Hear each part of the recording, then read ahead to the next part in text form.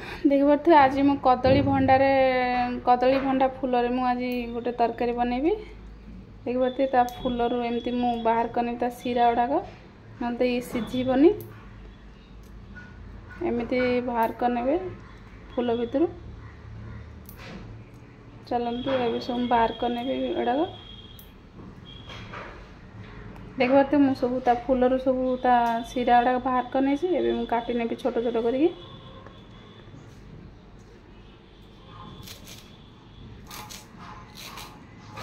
चलो नहीं छोट छोट कर काटी नवा।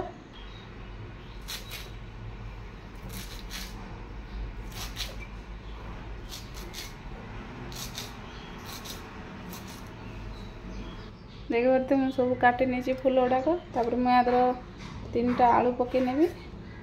आलू पकेबे बहुत भल लगे। देखिए मैं सीझे ने प्रेशर कुकर।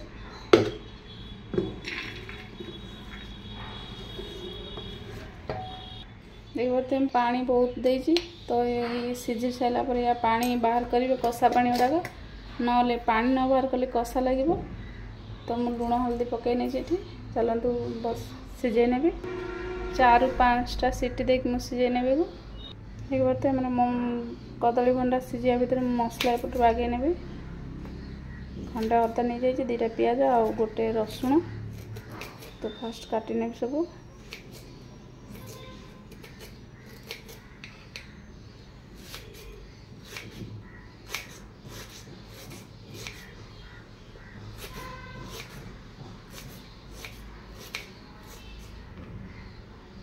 तो मुझे सब मसला ग्राइंड करने भी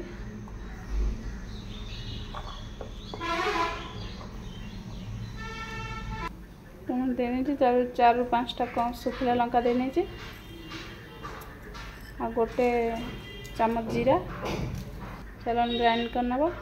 तो देख पारे ये मसला मु ग्राइंड करने। चलते मसला फास्ट कषि ने फिर कड़ा आम गरम हो तेल पकई ने 2टा तेजपत्र पकई नहीं गोटे पियाज देदेवी। पियाज हवा पर्यटन फ्राए करने। देखिए पियाज आम हो सारी मैं मसला पकई ने। देखिए मसला मु 10-15 मिनट कषि ने। तो फास्ट गोटे चम्मच लुण पकई ने आ गोटे चम्मच हल्दी तो आधा चम्मच लंका गुंड तो गोटे चम्मच चिकन मसला। तो ये भलसे मिक्स करने।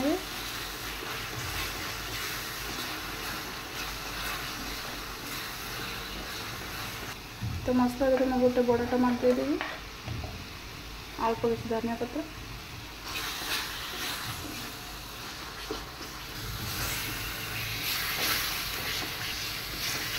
तो देखिए पार्थे ये आम कदली भंडा जो फूल सीझी जाइए मैं पानी गुड़ा बाहर करने छाणी ने। तो देखिए पूरा आम सीझी जाइए। तो देखिए मसला आम कषि हो जाइए। मैं बेसी पकई ने सब कदली फूलर पकई ने कदली फूल।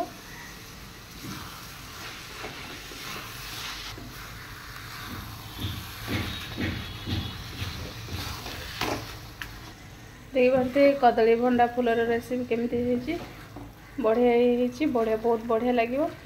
आपण मानू केमती लगे निहाती कमेंट रे कहे एमती बन खाइबे निश्चय। तो मैं यहाँ पर किसी गरम मसला पकई ने तो अल्प धनिया पत्र। तो देखी पारे मोर रेडी जाइए कदली भंडार रेसिपी। आपण मैंने निश्चित बन खाइबे।